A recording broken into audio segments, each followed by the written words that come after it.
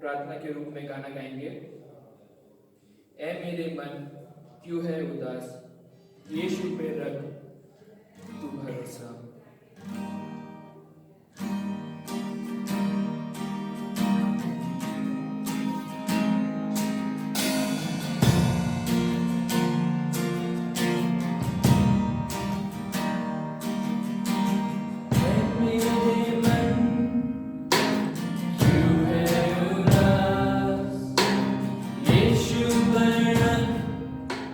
उम्मीद और रास को है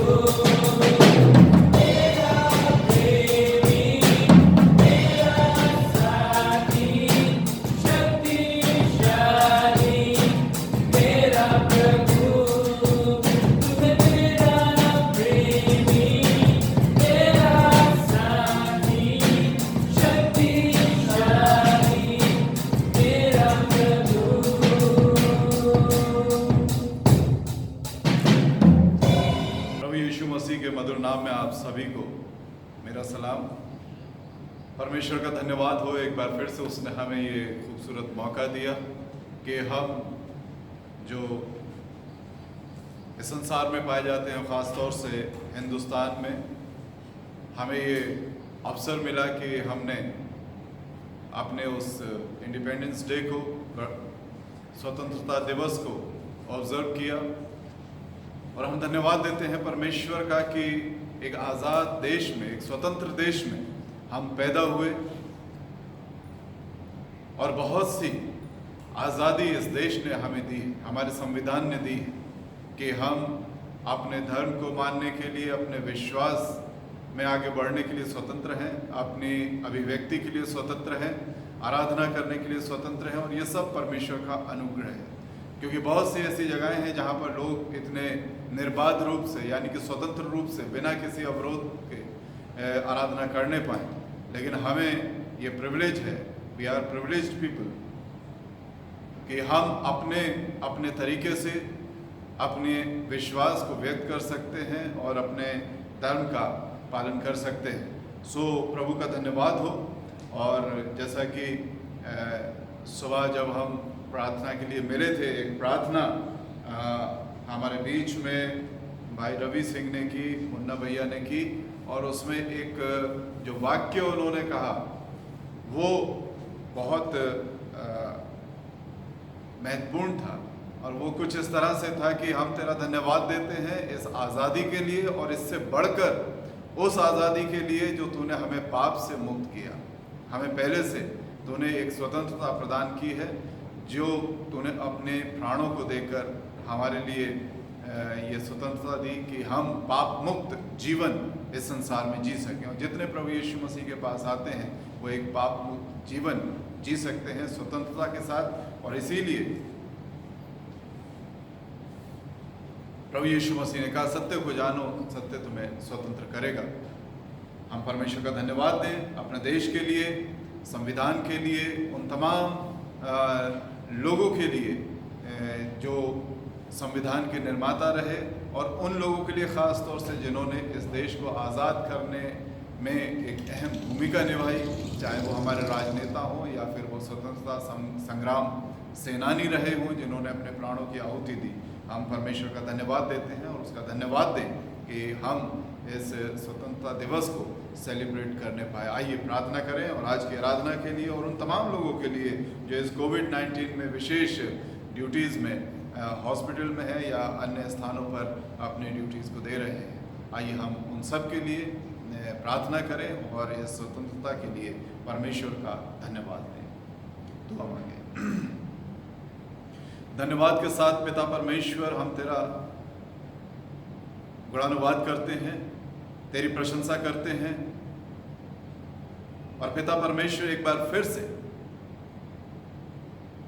हम अपने सर को तेरे हुजूर में झुकाते हैं, क्योंकि जितना हम तेरा धन्यवाद दें उतना कम है। कि इस वैश्विक महामारी के समय में तूने हम सबों को संभाला है, और न सिर्फ अकेले लेकिन परिवार के साथ, जहाँ कहीं हमारे अजीज मित्र परिवार के लोग रहते हैं प्रभु, तूने उन सबों को संभाला है। एक ऐसे समय में पिता परमेश्वर जबकि चर्च का एक बड़ा हिस्सा जो मेडिकल प्रोफेशन से जुड़ा हुआ है, स्वास्थ्य सेवाओं को अंजाम देता है, मेरे परमेश्वर,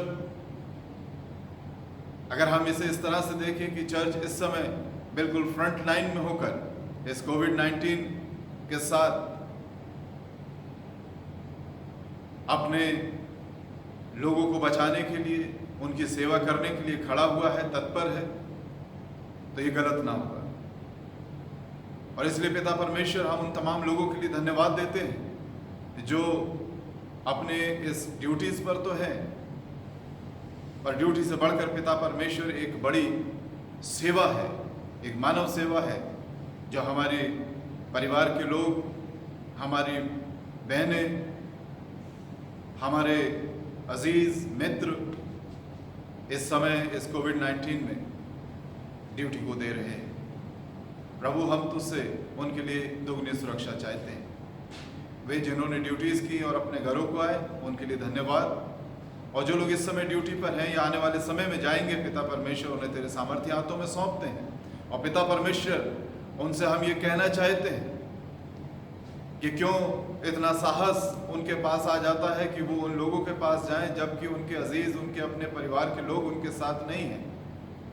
क्योंकि पिता परमेश्वर, हमने अपने प्रभु यीशु मसीह में इस सेल्फ गिविंग को देखा है, अपने त्याग को, अपने आप को दे देना किसी के लिए, ये हमने अपने प्रभु यीशु मसीह के जीवन में पाया, जिसने अपने जीवनों को हमारे लिए दे दिया ताकि हम पाप से स्वतंत्र हो जाएं। ठीक उसी तरह से पिता परमेश्वर, जैसे कि हमारे देश के बहुत से स्वतंत्रता सेनानियों ने, बहुत से नेताओं ने अपना जीवन उस स्वतंत्रता की लड़ाई के लिए झोंक दिया और अपने प्राणों की आहुति दी कि हम एक स्वतंत्र देश में के नागरिक हों और उसमें सांस ले सकें। हम धन्यवाद देते हैं पिता परमेश्वर, और इसी विचार के साथ प्रभु अपने उन प्रियों को तेरे हाथों में दे देते हैं जो आने वाले समय में उन पेशेंट्स के बीच में जाएंगे और काम करेंगे। क्योंकि प्रभु जी, तूने हमें इस सेवा का भाव दिया है, प्रेम का भाव दिया है। इसलिए बड़े मन की तैयारी, शारीरिक तैयारी और मानसिक तैयारी पिता परमेश्वर ऐसी हो प्रभु कि वो इस सेवा को बड़े आनंद और उत्साह के साथ पूरा करने पाए, और इस विश्वास के साथ कि उनका प्रभु उनके साथ साथ है। हम धन्यवाद देते हैं पिता परमेश्वर कि हमारा देश एक स्वतंत्र देश है। हम प्रार्थना करते हैं कि जो संविधान ने हमें आज़ादी दी है कि हम अपने अपने तरीके से अपने विश्वास को व्यक्त कर सकते हैं, अपनी आराधनाएं कर सकते हैं। हम प्रार्थना करते हैं प्रभु, हमारे देश के संविधान की रक्षा करें, और पिता परमेश्वर, हम इसी तरह से आपसी भाईचारे के साथ एक दूसरे के साथ मिलकर इस देश को और बेहतर कल की ओर ले जा सकें। हम प्रार्थना करते हैं अपने देश के प्रधानमंत्री के लिए, राष्ट्रपति के लिए, तमाम मुख्यमंत्रियों के लिए, तमाम कैबिनेट मिनिस्टर्स के लिए। प्रभु, उन्हें ऐसा बुद्धि, ज्ञान और समझ प्रदान करें कि अपने देश की बेहतरी के लिए वो काम कर सकें। हम प्रार्थना करते हैं इस पैंडेमिक टाइम में, इस वैश्विक महामारी के समय में बेहतर योजनाओं के साथ अपने लोगों को आश्वस्त कर सकें, सांत्वना दे सकें और उनकी बेहतरी के लिए वो काम कर सकें। हम विनती करते हैं इस समय में, जबकि हम YouTube के माध्यम से या फेसबुक के माध्यम से या किसी और इलेक्ट्रॉनिक माध्यम से प्रभु एक दूसरे के साथ इस तरह की आराधनाओं में सहभागी हैं, हमारी सहायता करें, अगुवाई करें अपनी पूरी टीम के लिए। प्रभु, हम तेरा धन्यवाद देते हैं भाई स्टीव की अगुवाई में, जबकि इस तरह से ये आराधनाएं हो रही हैं और घर घर लोग मिलकर इस आराधना को करने पाते हैं। हम तेरा धन्यवाद देते हैं और प्रार्थना करते हैं उनको, उनकी टीम के लिए, कैल्विन के लिए, जॉय के लिए, और साथ ही साथ शिमोन के लिए। जब ये बच्चे आते हैं, रूही इन सब के साथ हों, अपनी सुरक्षा दें। हम धन्यवाद देते हैं मुन्ना भैया के लिए, अंशु के लिए, जो चर्च के को सैनिटाइज करते हैं इसका साफ सफाई करते हैं और इसको बेहतर रखते हैं, इसकी देखभाल करते हैं। पिता परमेश्वर अपनी आशीषों से उनके जीवनों को भरे।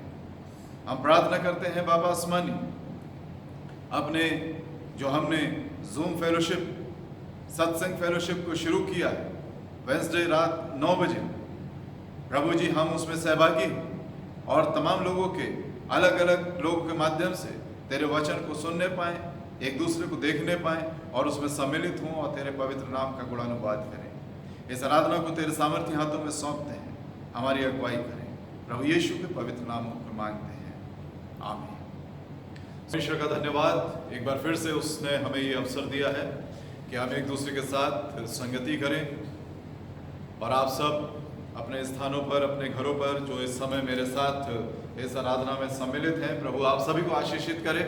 और मैं धन्यवाद देना चाहता हूं कि आप निरंतर अपने सजेशंस के द्वारा, अपने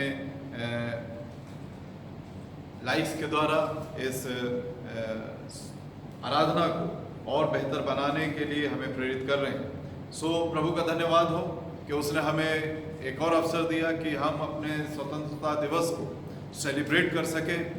और प्रभु का धन्यवाद हो कि आज दिन तक हम स्वतंत्र हैं कि उसके आराधना करें, उसके वचन के ऊपर मनन करें और एक दूसरे के साथ सहभागी हो सके।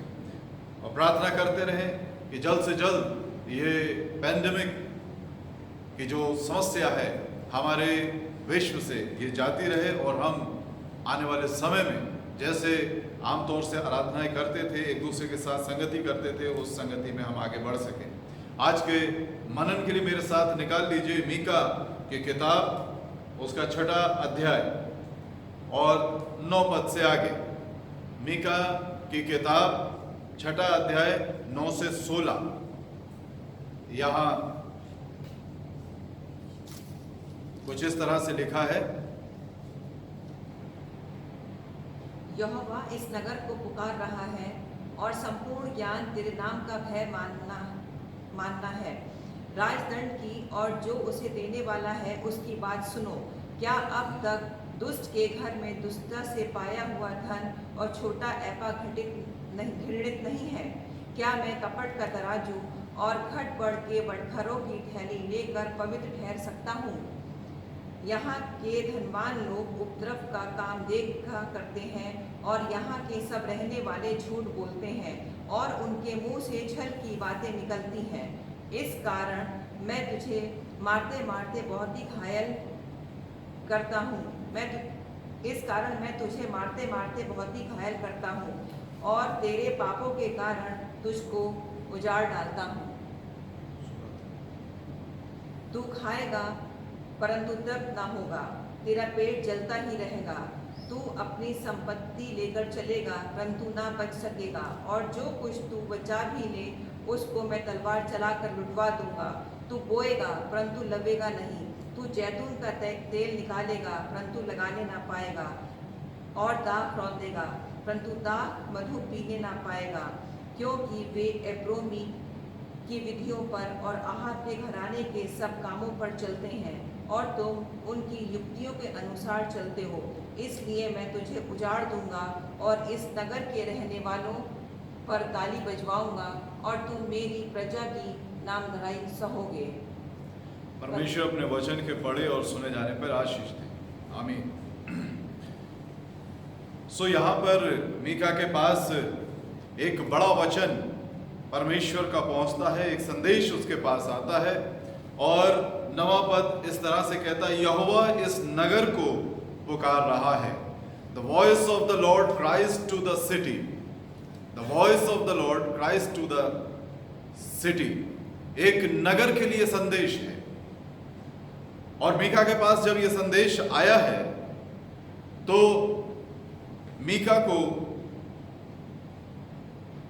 ये संदेश लेके उस सारे नगर के सामने खड़ा होना है। व्यक्तिगत रूप से जब कोई संदेश परमेश्वर का आता है तो हमारे व्यक्तिगत जीवन की बेहतरी के लिए होता है। पारिवारिक रूप से कोई संदेश आता है तो हमारे परिवार की बेहतरी के लिए होता है, यानी कि वहां कोई कमी है या कुछ सुधार की जरूरत है तो परमेश्वर वहां पर कुछ बात व्यक्तिगत रूप से या पारिवारिक रूप से हमसे कहता है, but here we see something is very serious.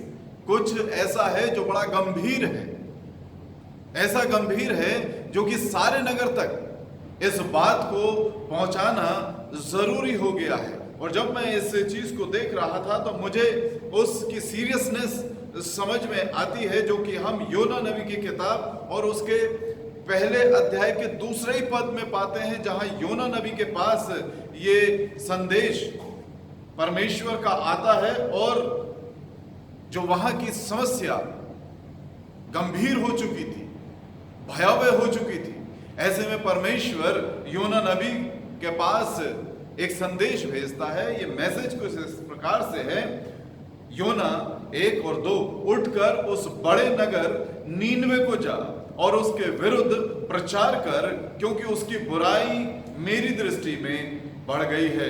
उठकर उस बड़े नगर के विरुद्ध ये प्रचार कर। कुछ इसी तरह का दृश्य हमें यहां दिखाई देता है कि यहोवा इस नगर को पुकार रहा है।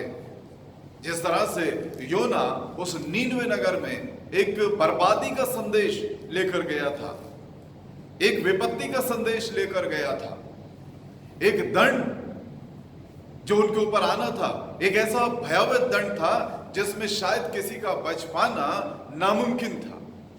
और उस समय में योना को इतना साहस नहीं हुआ, चाहे वो उसके व्यक्तिगत कारण रहे हों या एक विद्वेष रहा हो कि एक अन्य जाति के बीच में परमेश्वर मुझे संदेश लेकर क्यों भेज रहा है। पर अगर इसके और ज्यादा ये मानवीय पहलू में अगर हम जाएं, उसके व्यक्तिगत जीवन में जाएं, तो ये बड़ा कठिन था कि बाहर जाकर लोगों के बीच में ये कह देना कि तुम्हारा पाप बहुत बढ़ गया है और अब से 40 दिन बीतने पर तुम सब नष्ट हो जाओगे। इसमें जान का जोखिम था और कहीं ना कहीं उसे अपनी जान का जोखिम दिख रहा था और वो वहां से निकलकर तर्शीश को भाग जाता है। ये सारी बातें हम लोग जानते हैं जो वचन को पढ़ते रहते हैं और लगातार प्रभु के वचन को सुनते हैं। यहाँ मीका के पास ये संदेश आ रहा है कि जो वहां समस्या है वो गंभीर हो चुकी है। अब 1 या 2 जन के पास जाने से या 2-4 लोगों के बीच में जाने से या एक छोटे से समूह के बीच में जाके प्रचार करने से बात नहीं बनेगी। अब ये संदेश वो सारे नगर तक पहुंचना चाहिए, हर एक व्यक्ति तक पहुंचना चाहिए, जिससे कि वो नगर बचाया जा सके। परमेश्वर कभी भी ये नहीं चाहता है कि अगर मेरे पाप को वो इंगित कर रहा है, वो चिन्हित कर रहा है कि मैं ये गलत कर रहा हूं, तो उसकी मंशा कभी ये नहीं है कि मेरे को वो चिन्हित कर रहा है कि मैं गलत कर रहा हूं और मैं उसी में खत्म हो जाऊं। वो इसीलिए चिन्हित करता है, वो इसीलिए दिखाता है ताकि मैं अपने उस पाप से बाहर निकल सकूं और बचाया जा सकूं। मीका को इसी आशय से परमेश्वर ये संदेश भेज रहा है कि इस नगर को, और मीका बड़े अनोखे तरीके से, अनोखे अंदाज में इस बात को कह रहा है, यहोवा इस नगर को पुकार रहा है। एक पुकार है, एक आवाज दी जा रही है। जैसे कोई व्यक्ति अगर गलत रास्ते पर चला जाता है या कोई छोटा बच्चा किसी गड्ढे की ओर या नाली की ओर या किसी ऐसी जगह पर झाड़ी कांटे में जा रहा है, पीछे से उसकी माँ उसे जब आवाज देती है, पिता जब आवाज देता है या बड़े भाई बहन जब उसे आवाज देते हैं, तो यही आशय होता है कि अब अपने कदम को रोक लो, आगे खतरा है, आगे मुसीबत है। ठीक उसी तरह से परमेश्वर मीका को जब संदेश देता है तो मीका कुछ उसी तरह से उस दृश्य को देख रहा है। वो कहता है यहोवा नगर को पुकार रहा है। एक पुकार है पूरे नगर के लिए कि परमेश्वर इस नगर को बचाना चाहता है। और इसी के साथ जब मैं इसके ऊपर विचार कर रहा था तो समथिंग इज वेरी थ्रिलिंग और वेरी एक्साइटेड। एक चीज है जो अंदर से मेरे मन को अलग तरीके से झकझोर रही थी, और वो ये था कि जब हम परमेश्वर के साथ होते हैं, परमेश्वर के साथ चलने की कोशिश करते हैं, परमेश्वर की आवाज को सुनने की कोशिश करते हैं, तो परमेश्वर का संदेश हम तक आता है। कभी वो मेरे व्यक्तिगत सुधार के लिए होता है, कभी वो मेरे पारिवारिक सुधार के लिए होता है, कभी वो हमारे आसपास का जो हमारा समूह है उसके लिए होता है। और यहाँ पर हम पाते हैं जो संदेश मीका के पास पहुंचा, ये परमेश्वर का जन था। ये संदेश, ये मैसेज जो है वो सारे नगर के लिए पहुंचा है। क्या हम अपने जीवनों को अगर हम देखें तो हम अपने आप को पाएंगे कि परमेश्वर ललायित रहता है मेरे से और आपसे बातचीत करने का। और ये पहला अवसर नहीं है जब परमेश्वर ने वो सारे नगर के लिए, जैसा कि अभी हमने योना को देखा जो परमेश्वर का दास परमेश्वर के साथ रहता था, परमेश्वर की बात को सुनता था, उसका जन था। परमेश्वर की आवाज वहां तक पहुंचती है और इसलिए कि वो एक अन्य जाति, एक दूसरे लोग, भौगोलिक दृष्टिकोण से, सामाजिक दृष्टिकोण से, राजनीतिक दृष्टिकोण से, धार्मिक दृष्टिकोण से बिल्कुल अलग थे, लेकिन ये आवाज परमेश्वर की योना तक पहुंची कि उस नगर में जाकर तुझे प्रचार करना है। तो जब हम परमेश्वर के साथ होते हैं तो एक अवसर होता है मेरे और आपके जीवन के लिए कि परमेश्वर हो सकता है कोई पुकार मुझ तक पहुंचाए जो मुझे आगे बढ़ानी होगी। हमारी रेस्पॉन्सिबिलिटी यहीं तक खत्म नहीं हो जाती है कि हम अपने लिए प्रार्थना कर लें, मैं अपने लिए वचन को पढ़ लूं, मैं अपने लिए गीत को गा लूं या अपने लिए गीतों को सुन लूं सुबह। और मैं सोचता हूं सुबह जो मसीह गीत बजते हैं वो अपने आत्मिक जीवन के लिए कम होते हैं, वो बाहर ये जताने के लिए ज्यादा होते हैं कि हमारे घर में सुबह सुबह भजन चलते हैं या मसीह गीतों को हम सुबह लगा देते हैं बिना ये जाने और सोचे कि बराबर वाला उससे इरिटेट हो रहा है या आनंदित हो रहा है। सो कुछ कुछ काम हम करते हैं अपने व्यक्तिगत जीवन के लिए, लेकिन एक और बड़ी जिम्मेदारी परमेश्वर मेरे को और आपको सौंपता है। कुछ जिम्मेदारियों को हम देखें कि परमेश्वर ने यह संदेश कुछ लोगों के पास तक पहुंचाया।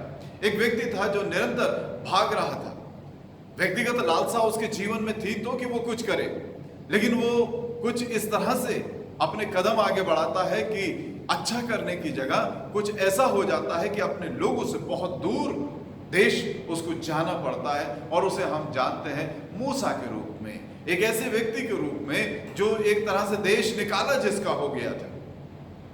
लेकिन निर्गमन के 3 अध्याय में 4 पद से आगे जब हम पाते हैं तो परमेश्वर का संदेश उस तक पहुंचता है। और यह भी एक बड़ा संदेश था कि जाग, मिस्र को लौट कर जा और फिरौन के सामने खड़ा हो, और यह संदेश जो तेरे पास आया है वो सिर्फ तेरे लिए नहीं है बल्कि ये संदेश है उस पूरी इस्राएली जाति के छुटकारे के लिए। कहीं ना कहीं मूसा उस स्थान से भागा तो जरूर था, लेकिन वो परमेश्वर से दूर कभी नहीं भागा था। उसके जीवन में परमेश्वर के प्रति एक विशेष सम्मान था। और हम पाते हैं कि जो ही 4 पद में, निर्गमन के 3 अध्याय के 4 पद में परमेश्वर ने जब उसे पुकारा, हे मूसा, तो मूसा का जवाब था, क्या आज्ञा। वो जानता था परमेश्वर मेरे जीवन से कुछ ना कुछ उसका आशय है इस जीवन से। क्यों उसने इस जीवन को अब तक संभाला है, क्यों अब तक ये जीवन दिया है मेरे को और आपको। इस वैश्विक महामारी के बीच में जो आज तक परमेश्वर ने सुरक्षित रखा है, तो कहीं ना कहीं परमेश्वर का वो प्रयोजन हम जानने की कोशिश करें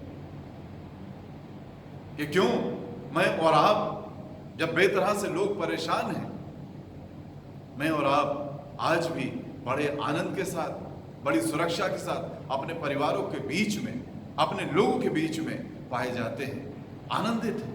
उस तरह की चिंता हमारे बीच में नहीं है जरूर, लेकिन वो चिंता नहीं है कि हम बहुत परेशान हैं। तो जब परमेश्वर ने इस बेचैनी के समय में भी हमें चैन में रखा है, तो इस चैन के समय में हम सोचें कि हमारे जीवन से परमेश्वर का क्या प्रयोजन है, क्या वो चाहता है।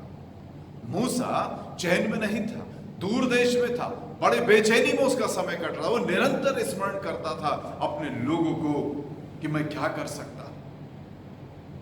ये संदेश उसके पास पहुंचता है और वहां से निकलकर उसके आगे की तमाम बात को हम उस निर्गमन के स्टोरी ऑफ एक्सोडस हम सब जानते हैं। कभी कभी हम उस तरह से तैयार नहीं होते, मन तो करता है कुछ करने का, लेकिन हमारे पास कुछ ऐसी बातें होती हैं जो कि हमें लगता है कि हम अभी तैयार नहीं हैं।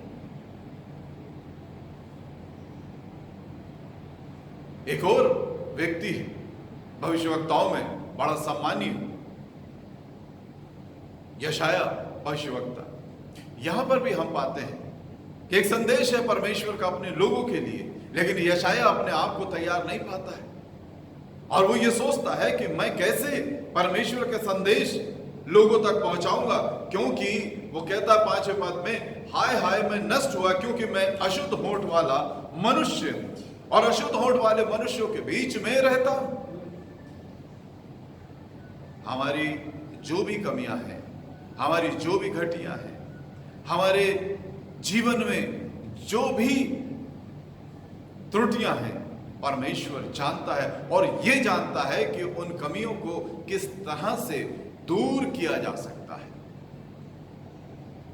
और इसीलिए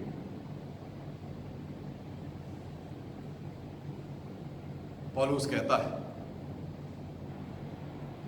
मैं उसमें जो मुझे सामर्थ देता है सब कुछ कर सकता हूं। जो मुझे सामर्थ देता है मैं उसमें सब कुछ कर सकता हूं। यानी कि प्रभु यीशु मसीह में, परमेश्वर में जब हमारा जीवन होता है, हम बेशक उतने काबिल ना हो, लेकिन जिस क्षेत्र में हम कमजोर हैं, परमेश्वर वहां पर हमारी मदद करता है। और यहां एक बार फिर से परमेश्वर का दूत आता है और उस वेदी के अंगारे से उसके होठों को छू लेता है, और जब परमेश्वर के दूत के द्वारा उसे छू लिया जाता है तो हम पाते हैं कि वो तैयार हो जाता है। और फिर जब उससे पूछा जाता है, मैं किसको भेजूं, हमारी ओर से कौन जाएगा, हमारी ओर से कौन जाएगा। व्हाट अ प्रिविलेज, कितनी बड़ी अपॉर्चुनिटी परमेश्वर मेरे और आपके सामने रखना चाहता है। परमेश्वर कहता है हमारी ओर से कौन जाएगा। हमें बड़ा अच्छा लगता है जब किसी बड़े अधिकारी की ओर से कोई संदेश हम तक आता है या हम उस संदेश को लेकर कहीं तक जाते हैं, बड़ा आनंद आता है। यहां पर वो है जो उन अधिकारियों के ऊपर अधिकार रखता है और हम चूक जाते हैं। हमारी ओर से कौन जाएगा। हमारे जीवन कितने तैयार हैं कि हम परमेश्वर की ओर से उस संदेश को जो परमेश्वर लोगों तक पहुंचाना चाहता है, मैं और आप अपने जीवन में कितने तैयार हैं और कितने आनंद के साथ, कितने उत्साह के साथ उसे स्वीकार करते हैं कि हम जाएंगे, हम परमेश्वर के, हम तैयार हैं। I am ready to be the ambassador of God. मैं परमेश्वर का एम्बेसडर बनने के लिए और राजदूत बनने के लिए मैं तैयार हूं। क्या ये मेरे लिए आनंद की बात होती है?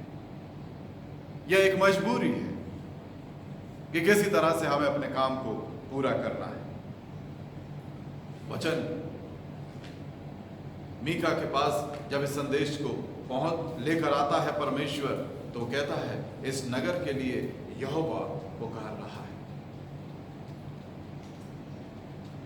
9 पद से आगे लिखा है, और संपूर्ण ज्ञान तेरे नाम का भय मानना है। संपूर्ण ज्ञान तेरे नाम का भय मानना है। एक व्यक्ति जिसके विषय में हम लोग चर्चा करते रहते हैं, हम लोग जानते हैं कि इस संसार का सबसे बुद्धिमान व्यक्ति राजा सुलेमान, वो जब एक्लेसियास्टिस लिखता है, सुबोपदेशक लिखता है, 12 के 13 पद में अंत में आते आते वो एक बात कहता है। सारी बातें वो कहता है, बहुत सी बातों को कहता है, और अंत में एक बात कहता है, सब कुछ सुना गया, अंत की बात यह है कि परमेश्वर का भय मान और उसकी आज्ञाओं का पालन कर, क्योंकि मनुष्य का संपूर्ण कर्तव्य यही है। सारा ज्ञान बताने के बाद 2 बातें हमारे सामने रखता है, परमेश्वर का भय मान और उसकी आज्ञाओं को पूरा कर। यही है संपूर्ण ज्ञान का। इस संसार के सारे ज्ञान का सार यह है कि मेरे जीवन में परमेश्वर का भय हो और मेरे जीवन में परमेश्वर की आज्ञाओं का पालन हो।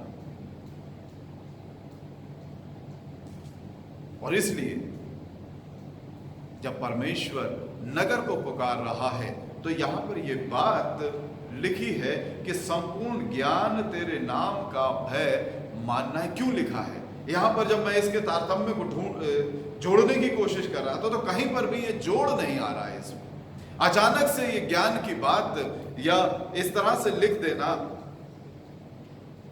कुछ समझ में नहीं आ रहा है। और संपूर्ण ज्ञान तेरे नाम का भय मानना है। परमेश्वर नगर को पुकार रहा है, नगर के लोगों को पुकार रहा है। समस्या बड़ी गंभीर है। समस्या इतनी गंभीर है कि अगर समय रहते नहीं चेते, अगर अपने उस पुराने जीवन से वापस नहीं लौटते हैं तो एक बड़ी बंधुआई में चले जाएंगे। 70 वर्षों की ये बंधुआई होगी जिसमें बहुत प्रताड़ना होगी, बहुत बेइज्जती होगी, तमाम तरह की बंदिशें होंगी। जीवन अपने तरीके से जी नहीं पाएंगे जिस तरह से सन 1947 से पूर्व हमारे और आपके जीवन हमारे पूर्वजों ने जिए हैं।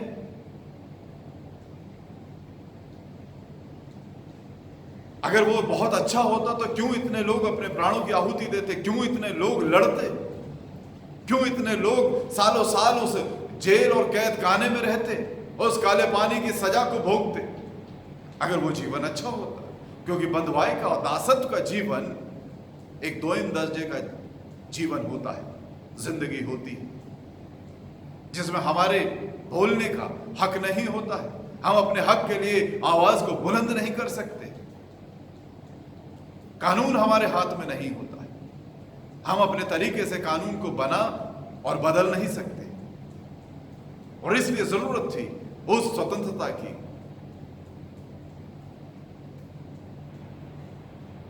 यहां पर संदेश पहुंच रहा है। समस्या गंभीर है, पराधीन हो जाएगी। 400 साल की बंधुआई को उनके पूर्वजों ने देखा है। इन नबियों के माध्यम से परमेश्वर उन्हें बताना चाहता है समस्या गंभीर है। और यहां वचन कहता है और संपूर्ण ज्ञान तेरे नाम का भय मानना है। सारा ज्ञान, सारी बुद्धि, सारा तर्क इसी बात में है कि हम परमेश्वर का भय माने। लेकिन पाया यह गया है कि जो ही थोड़ी शिक्षा ज्यादा होती है, थोड़ा स्तर बढ़ जाता है, जीवन से परमेश्वर का आदर कम होता चला जाता है। बहुत से जगह, हर एक की बात नहीं है, लेकिन बहुत सी जगहों पर बहुत से लोगों के जीवन हो, फिर उनके लिए शायद ये धार्मिकता एक दोयम दर्जे की बात हो जाती है। फिर वो कुछ और बात करने लगते हैं। तो कहीं ऐसा तो नहीं कि हम 14वें भजन की ओर बढ़ जाते हैं और भजन 14 एक बड़ी अजीबोगरीब बात कहता है और बड़ी सच्ची बात है। क्यों परमेश्वर का वचन यहां कह रहा है कि और संपूर्ण ज्ञान तेरे नाम का भय मानना है? क्योंकि परमेश्वर का भय वही मानता है जो बुद्धिमान होता है, जो ज्ञान रखता है, जो समझ रखता है, जो अपनी बुद्धि को अपने परमेश्वर के भय में आगे बढ़ाता है। 14 भजन 14 का पहला पद क्या कहता है? मूर्ख ने अपने मन में कहा, कोई परमेश्वर है ही नहीं। मूर्ख ने अपने मन में कहा, कोई परमेश्वर है ही नहीं। There is no God. The fool said in his heart that there is no God. उसने अपने मन में कहा, अपने हृदय में इस बात को बिठा लिया है, सजा लिया है, जकड़ लिया है, वो जड़ पकड़ चुकी है ये बात मूढ़ के जीवन में कि that there is no God, कोई परमेश्वर है ही नहीं। और इसलिए यहां पर ये बात आई है और यहोवा इस नगर को पुकार रहा है और संपूर्ण ज्ञान तेरे नाम का भय मानना है। जो समझदार होगा, जो बुद्धिमान होगा, जो परमेश्वर के भय में चल रहा होगा, जिसके जीवन में परमेश्वर की आज्ञा पूरी हो रही होगी, वो इस बात को जानेगा, समझेगा कि परमेश्वर क्यों इस नगर को पुकार रहा है। आवाज तो जाएगी पुकारने वाले की, लेकिन वापस वो लौटेगा खतरे की तरफ से। जो समझदार होगा, जो मूढ़ होगा, वो आवाज देने के बाद भी उस गड्ढे में उसका गिरना निश्चित है और तय है। हम अपनी बेवकूफी के तहत अपने पाप में जीवन में आगे बढ़ते चले जाते हैं और ये सोचते हुए कि हम शायद बड़ी बुद्धिमत्ता का काम कर रहे हैं।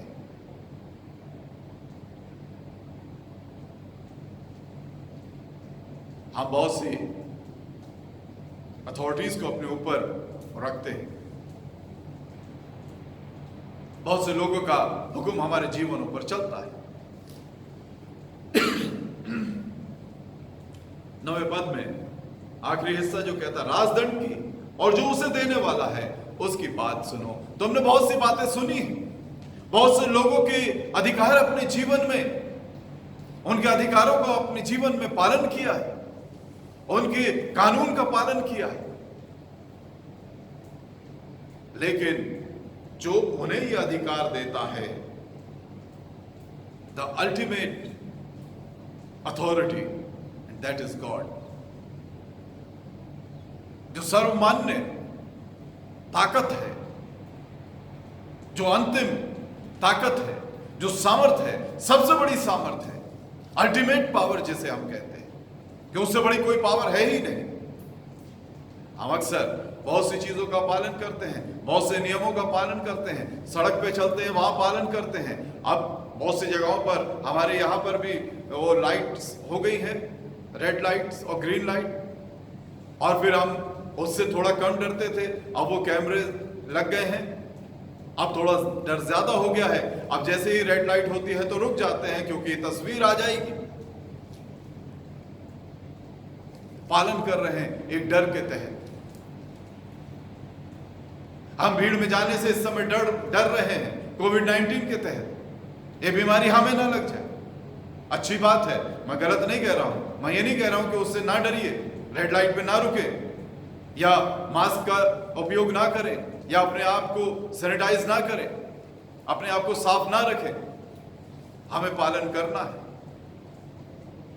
कुछ समय पहले तक, मेरे ख्याल से कुछ एक महीने पहले तक बहुत से लोग विदाउट हेलमेट चला करते थे, लेकिन जब से एक दंड आ गया तो हम पाते हैं कि पहले हेलमेट हाथ में आता है तब हम बाइक की तरफ बढ़ते हैं।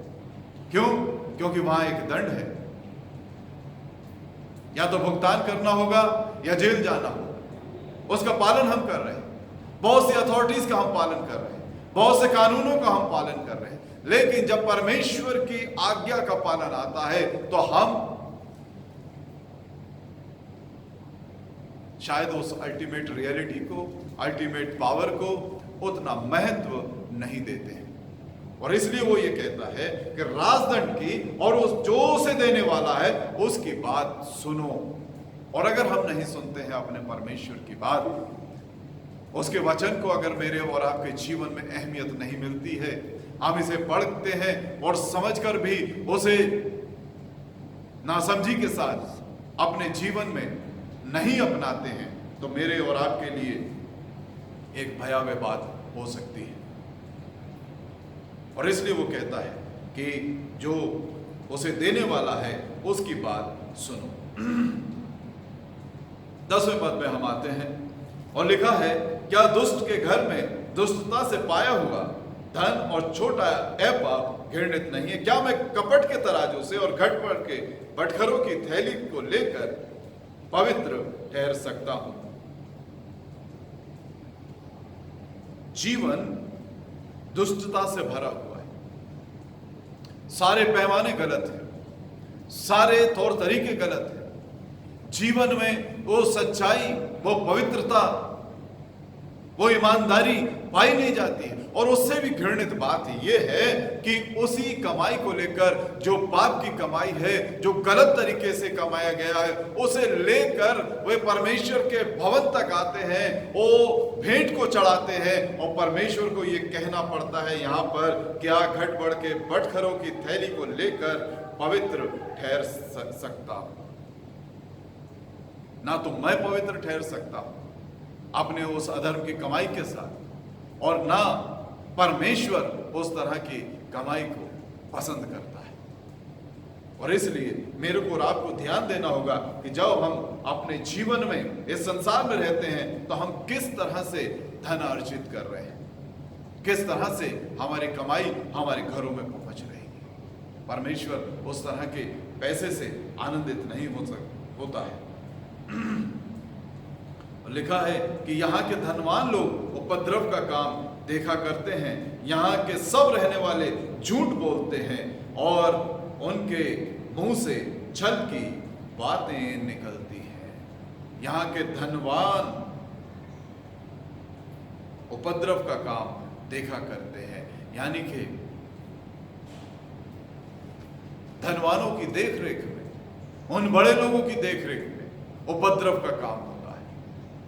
वे आंखें मूंदे हुए हैं क्योंकि वे सिर्फ एक लाभ को देख रहे हैं और इसलिए जिस काम को वो रोक सकते हैं, जिस पाप को वो रोक सकते हैं, जिस अन्याय को वो रोक सकते हैं, जिस घृणित काम को वो रोक सकते हैं, जिस दुष्टता को वो रोक सकते हैं, जिस क्रूरता को वो रोक सकते हैं, उस ओर से उन्होंने आंखें बंद कर रखी हैं क्योंकि उनका हाथ उनके ऊपर बना हुआ है।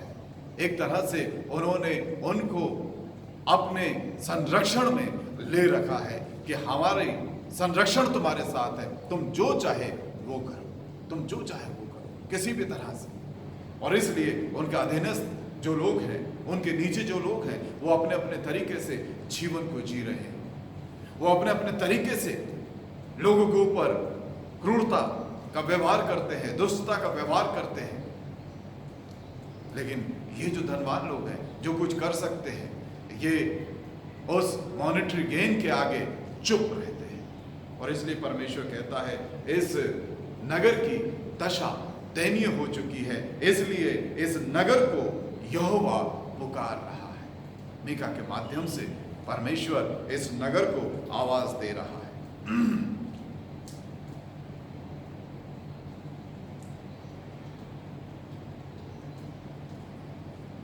इस तरह से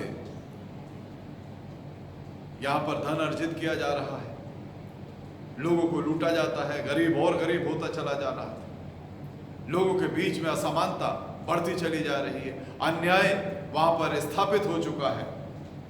लेकिन परमेश्वर का न्याय वहां पर उतर रहा है, और परमेश्वर का न्याय जब वहां पर उतरता है तो वो कहता है 13वें पद में, इस कारण मैं तुझे मारते मारते बहुत ही घायल करता हूं। यहां पर therefore I strike you with a grievous blow, making you desolate because of your sin। एक और जो ट्रांसलेशन में देख रहा था उसमें लिखा I will make you sick, I will bring sickness among you।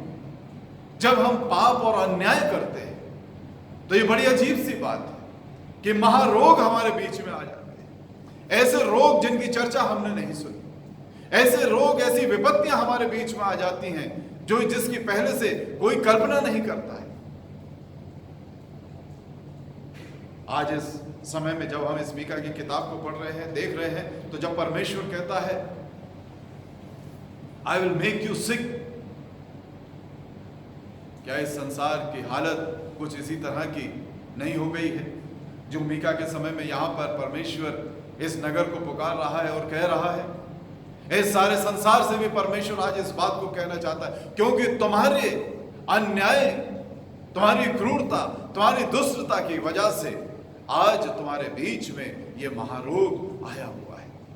कोविड-19, अगर हम इसे कहें कि परमेश्वर का प्रकोप है तो ये झूठी बात नहीं, क्योंकि चारों ओर हर जगह हम परमेश्वर की आवाज को अनसुना करके उन आवाजों की तरफ अपने ध्यान को, अपने मनों को लगाए हुए थे जो हमें उस महाविनाश की ओर आगे बढ़ा रहे थे। मीका, ये माइनर प्रॉफिट्स, ये छोटे भविष्यवक्ता, इनकी आवाज वहीं तक सीमित नहीं है, लेकिन आज इस मीका की किताब के माध्यम से परमेश्वर फिर से ना सिर्फ एक नगर को पुकार रहा है, लेकिन सारे विश्व को पुकार रहा है, सारे संसार को पुकार रहा है कि अगर हम अपना अन्याय छोड़ दें, अगर हम अपनी दुष्टता छोड़ दें, अगर हम अपनी क्रूरता छोड़ दें, अगर हम अपना छल छोड़ दें, अगर हम अपना झूठ छोड़ दें, अगर हम अपना उपद्रव छोड़ दें, अगर हम अपने घट बढ़ के बटखरों की थैली लेकर परमेश्वर के निकट ना आए, तो हो सकता है परमेश्वर हम पर दया करे और ये पेंडेमिक हमारे बीच से जाती रहे। मीका का संदेश उस एक छोटे से क्लैन के लिए, एक ट्राइब के लिए नहीं है, एक नगर के लिए नहीं है, लेकिन आज परमेश्वर का संदेश मेरे और आपके लिए है, इस सारे विश्व के लिए है, क्योंकि अन्याय को हमने बड़ा महत्व दिया है। और आज यहोवा सारे संसार को पुकार रहा है कि हम अपने तराजू, छल के तराजू सही कर लें, अपने पापमय जीवन को सही कर लें। वो पुकार रहा है क्योंकि वो जान रहा है कि मैं उस जोखिम की तरफ बढ़ रहा हूं, और अगर ऐसे ही चलता रहा तो निश्चय जानिए कि क्या हो रहा है। आगे परमेश्वर का संदेश, मैं इसको पढ़ देता हूं 14वें पद से आगे। तू खाएगा परंतु तृप्त ना होगा, तेरा पेट जलता ही रहेगा, और तू अपनी संपत्ति लेकर चलेगा परंतु ना बचा सकेगा, और जो कुछ तू बचा भी ले उसको मैं तलवार चलाकर लुटवा दूंगा। तू बोएगा परंतु लवेगा नहीं, तू जैतून का तेल निकालेगा परंतु लगाने ना पाएगा, और दाख रौंदेगा परंतु दाख मधु पीने ना पाएगा। This will be the next step of this pandemic. ये अगला बड़ा घातक विनाशक कदम है इस महाविनाश का, जहां पर लिखा है कि फिर हो सकता है कि आज हम अपने आनंद में हों कि इसकी मार तो गरीबों पर पड़ी है, लेकिन वचन ये कह रहा है कि अगला स्टेप जो है वो बड़ा ही घातक होगा कि खाएगा और तृप्त ना होगा, पेट जलता रहेगा। तू अपनी संपत्ति लेकर, आज जिस संपत्ति के ऊपर हमें भरोसा है कि हमारे पास तो है, हम बचे रहेंगे, लिखा है कि तू उसे बचा ना सकेगा, क्योंकि हो सकता है कि वो एक लूट मार का समय ऐसा आ जाए कि हम अपने घरों में भी सुरक्षित ना रहने पाएंगे। और बहुत सी ऐसी घटनाएं पड़ गई, बहुत से ऐसी घटनाएं हमारे सामने आई, बहुत से ऐसे निर्देश हमारे सामने आ गए कि हम किस तरह से सड़कों पर निकलें, किस तरह से अपने घरों में रहें। बहुत से ऐसे निर्देश प्रशासन की तरफ से हमारे पास आने लगे हैं। क्यों? क्योंकि लोगों की कमाई नहीं है, उनकी कमाई घट गई है, उनके रोजगार के अवसर घट गए हैं, और अब लोगों को अपने जीवन चलाने के लिए दूसरों के ऊपर अत्याचार करने के अलावा, उनको लूटने के अलावा और कोई रास्ता नहीं रह गया। This will be the next situation. ये दूसरी स्थिति होगी। अभी एक स्थिति है कि ये महारोग हमारे बीच में आएगा, I will make you sick, ये बीमारी आ चुकी है, लेकिन उसके आगे ये गृह युद्ध की स्थिति मेरे और आपके सामने और बहुत से देशों के सामने ये गृह युद्ध की स्थिति खड़ी हुई है। परमेश्वर पुकार रहा है, यहोवा नगर को आवाज दे रहा है, यहोवा कलीसियाओं को आवाज दे रहा है, यहोवा हमारे देश को आवाज दे रहा है, यहोवा इस संसार को आवाज दे रहा है। अगर हम नहीं लौटते हैं तो विनाश तय है। निर्णय मेरा और आपका है। हम बहुत से दासत्व से बाहर आने के लिए हमने बड़ा स्ट्रगल किया है, बड़ी लड़ाइयां लड़ी, हमने गुलामी से बाहर आने के लिए उस आजादी की लड़ाई को लड़ा है।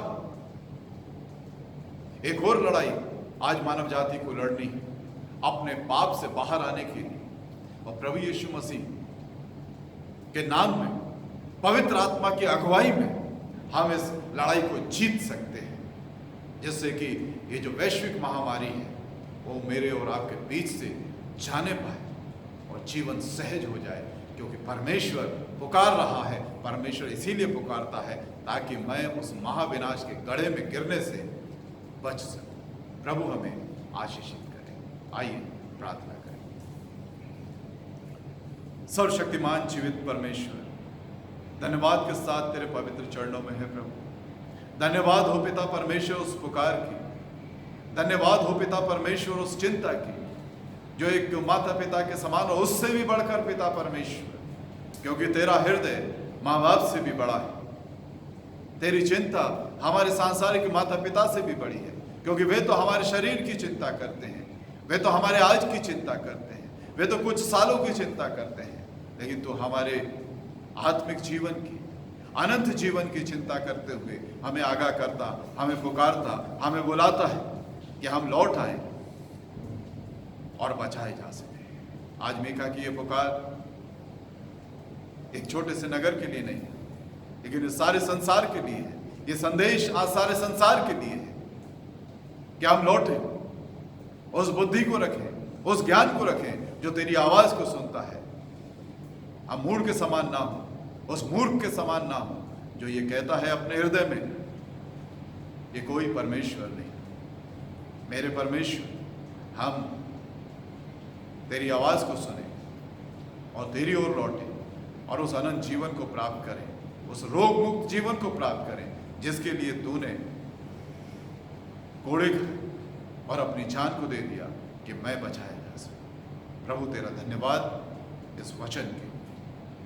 कलीसिया के एक घराने को तेरे हाथों में देते, हर एक के साथ हर एक घराने पर तेरा अनुग्रह, तेरी सुरक्षा का हाथ, उन तमाम लोगों पर पिता परमेश्वर तेरी आशीष का हाथ हो जिन्होंने अपने बर्थडे सेलिब्रेट किए हैं या अपनी मैरिज एनिवर्सरी। प्रभु जी अपनी आशीष में उनको बढ़ाएं और वो अपने जीवन के महत्व को समझ सके। एक बार फिर पिता परमेश्वर हम अपनी कलीसियाई गतिविधियों को तेरे सामने रखते हैं और दुआ करते हैं कि प्रभु जिस तरह से हम ये सहभागिताएं कर रहे हैं हमारे आत्मिक जीवन की उन्नति के लिए, जब हम बुधवार की रात 9 बजे मिलते हैं उसमें भी हमारी सहायता करें, हमारी अगुवाई करें कि हम एक साथ संगति कर सकें, अपने वचन को बांटने की सामर्थ्य प्रदान करें, हम सबों से बातचीत करें, हमारे परिवारों के साथ हो, हमारे अजीजों के साथ हो। एक बार फिर पिता परमेश्वर जो इस स्पेशल ड्यूटी में है उनके साथ हो, अपनी सुरक्षा में उन्हें आगे बढ़ाएं। सारा आदर सम्मान और महिमा हम तुझे देते हुए ये प्रार्थना अपने उद्धारकर्ता प्रभु यीशु मसीह के जीवित, पवित्र और सामर्थी नाम में होकर मांग लेते हैं, आमीन। प्रभु की आशीष को अब हमारे प्रभु यीशु मसीह का अनुग्रह, परमेश्वर पिता का प्रेम और पवित्र आत्मा की सहभागिता हर एक उस जन तक जो इस समय हमारे साथ सहभागी और जहाँ तक ये आवाज़ और ये वचन पहुँचता है और दुनिया के कुल विश्वासियों के साथ आपसे लेकर तेरे प्रिय आने तक होती रहे, आमीन।